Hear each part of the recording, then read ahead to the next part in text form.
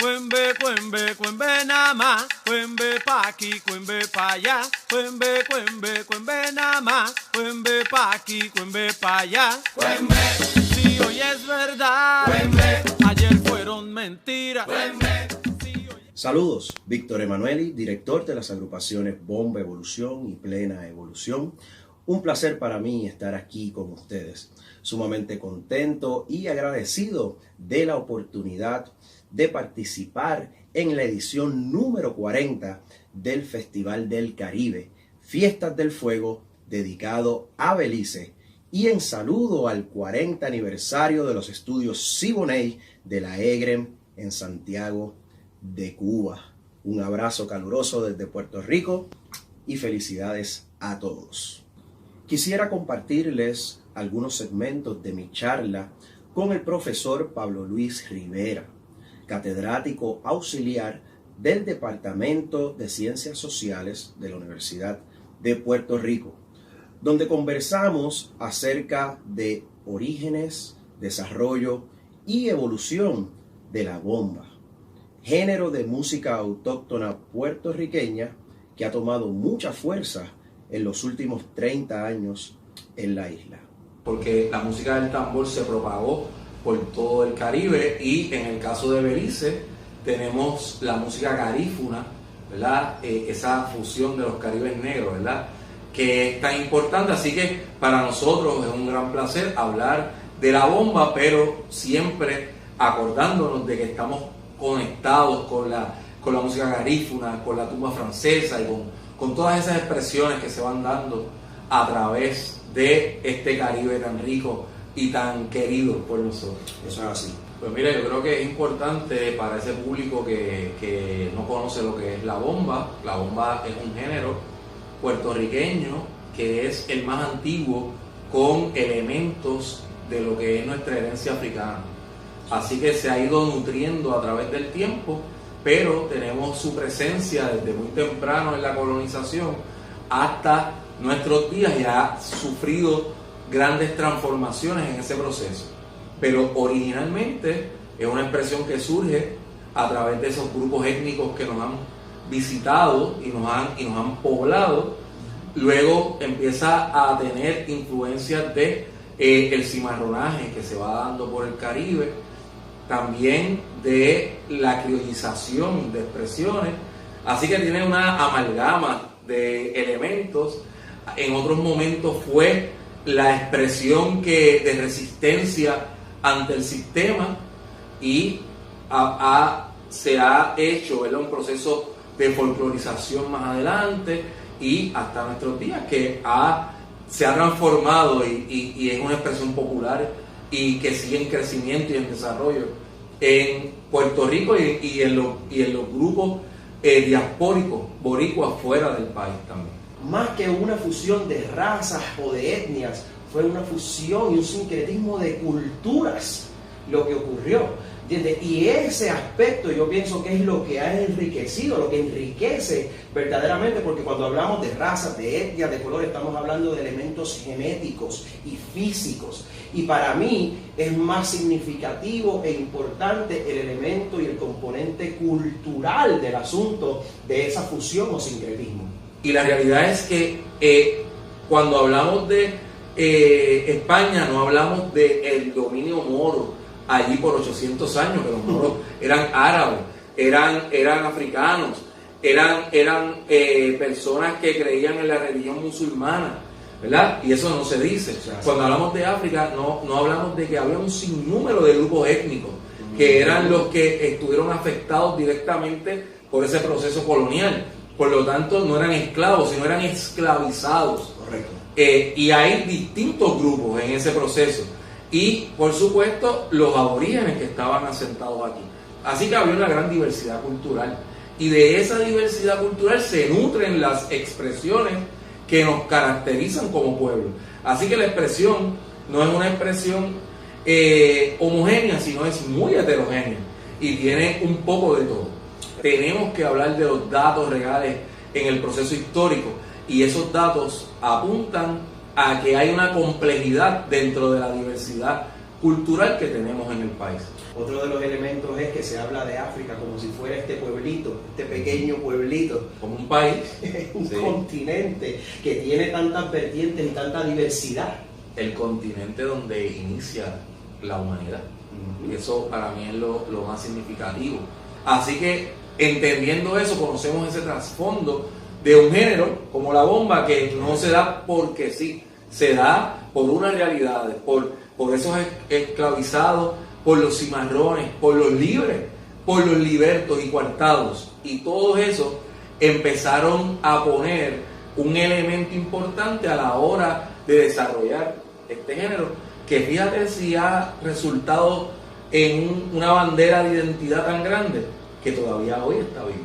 El esclavizado era tratado como un objeto, como una cosa, como un producto propiedad de otra persona. Y eso ha hecho que todavía hoy si las personas sigan repitiendo esos errores del pasado y que sigamos asumiendo la misma visión relacionada especialmente al continente africano. Definitivamente. Y para que se dé este asunto de la resistencia, primero tiene que haber diálogos, tiene que haber análisis para llegar al entendimiento, y una vez lleguemos a ese entendimiento, entonces la resistencia es prácticamente el resultado de eso, porque entiendes el proceso, entiendes lo que fue esa historia. Que es el proceso educativo. Yo creo que el pilar de todo esto es la educación. Tenemos que educar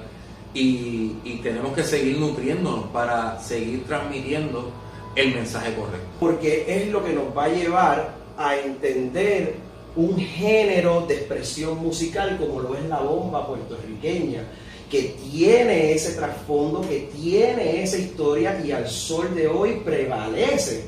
Eso no es tan fácil. No solo es una música de entretenimiento, sino que va más allá del entretenimiento y más allá de una expresión de pueblo. Claro, el ser humano se expresa de diversas maneras y la música es uno de ellos, el baile, el canto y todas las otras facetas del arte que hay. Pero hay un bagaje más profundo detrás de esta expresión de pueblo.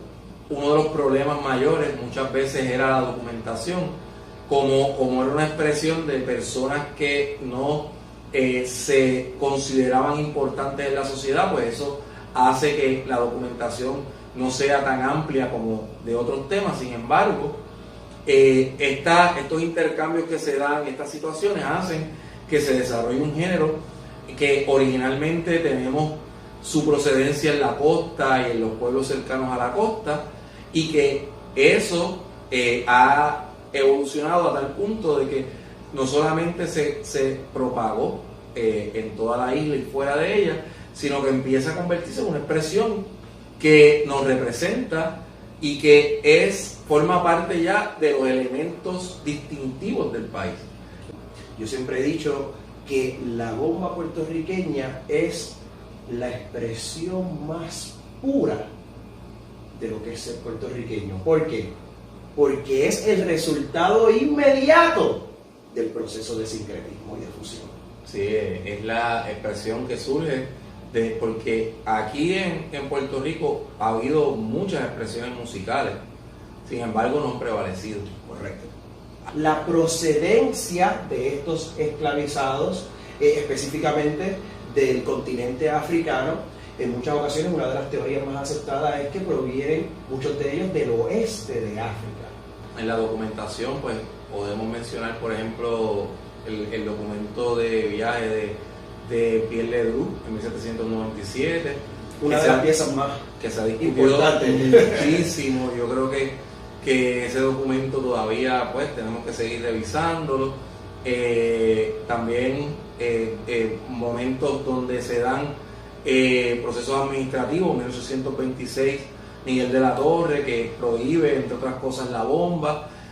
Así que tenemos algunas evidencias que hay que ir, como dice Gervasio García, armando la historia, ¿verdad? Gervasio García dice, pues mira, tú tienes que ir tomando todas esas piezas y forjándolas en el caso de Cuba, pues Fernando Ortiz, acá Ricardo Alegría, Manuel Álvarez Nazario, han estado trabajando arduamente para lograr definir esos lugares de procedencia. Yo estuve en Costa de Marfil y ahí había una ruta de esclavizados y unas grandes discusiones de quiénes eran los que traficaban con los esclavos, si habían africanos envueltos.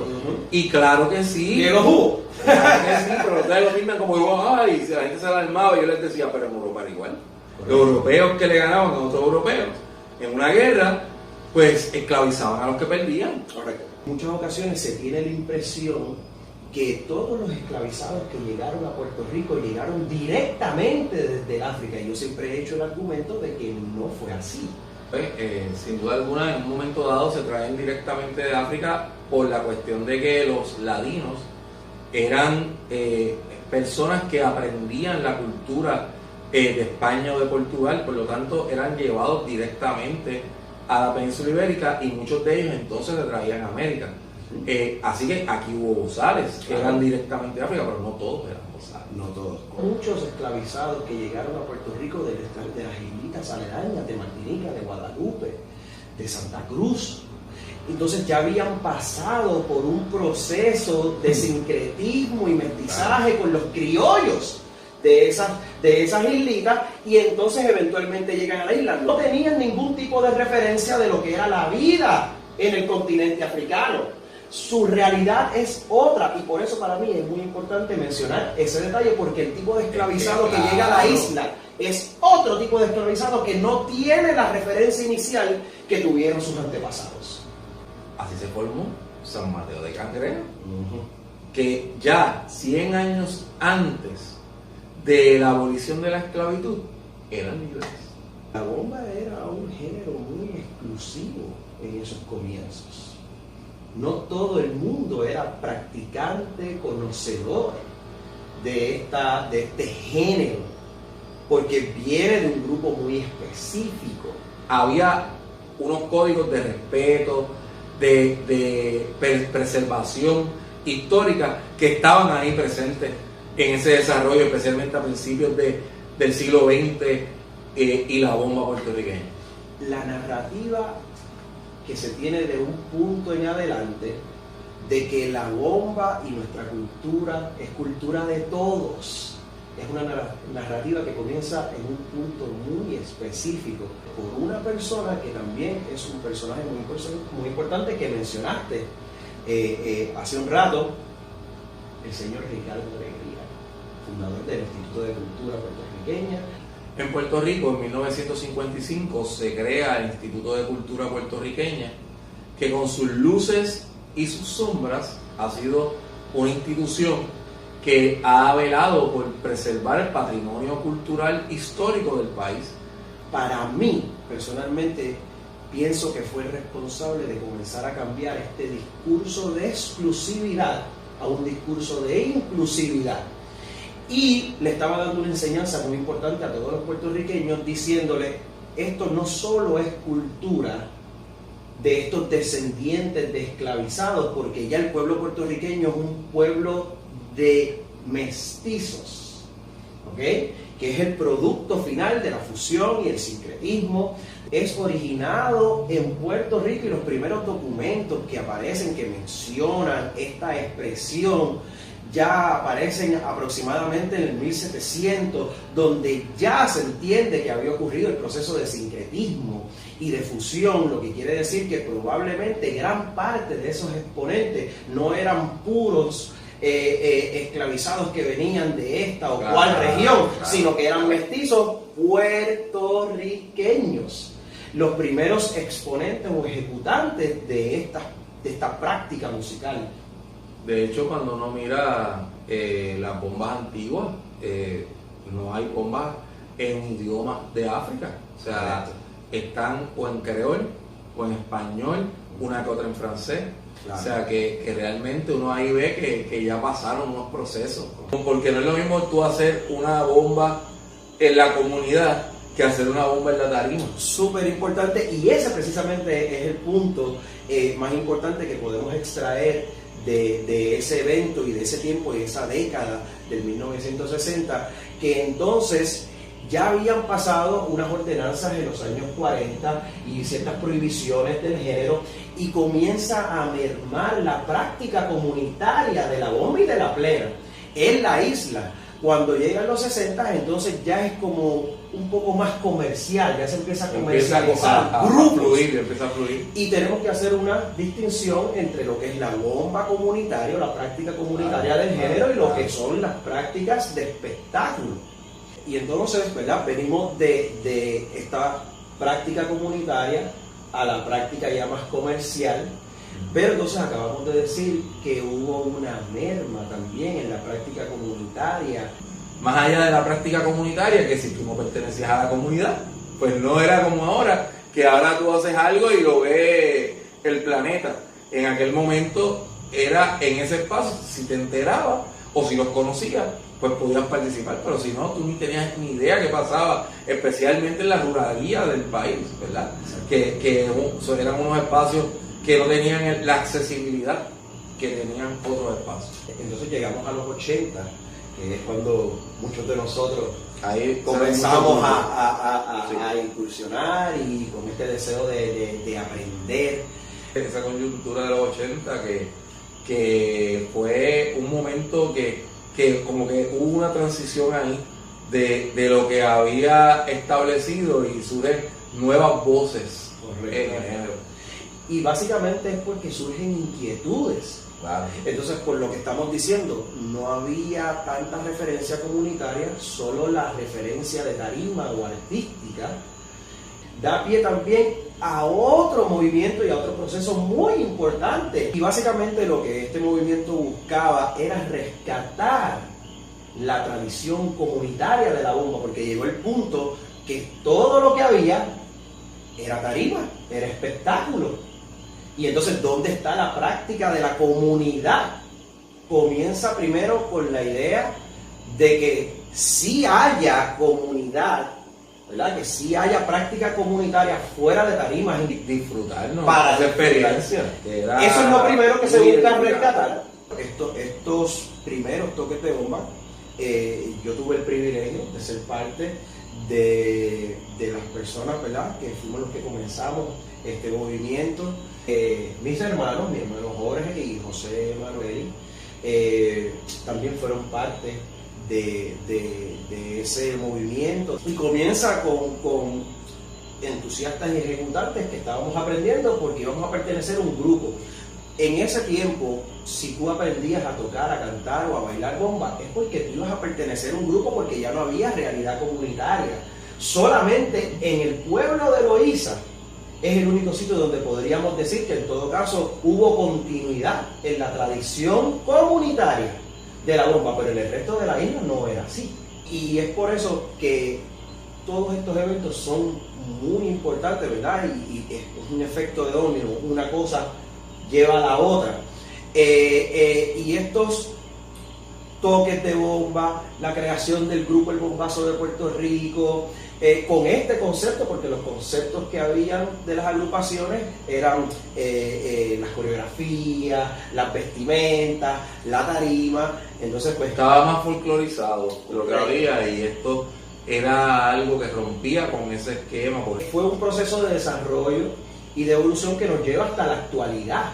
Y hoy día nosotros podemos ver cómo la juventud, tanto en términos de agrupaciones, ¿cuántas agrupaciones ahora mismo no hay? Muchísimas. Pero también hay práctica comunitaria orgánica donde sencillamente la gente se reúne para tocar. Bien, espero que hayan disfrutado de nuestra pequeña charla y que hayan encontrado piezas interesantes de información.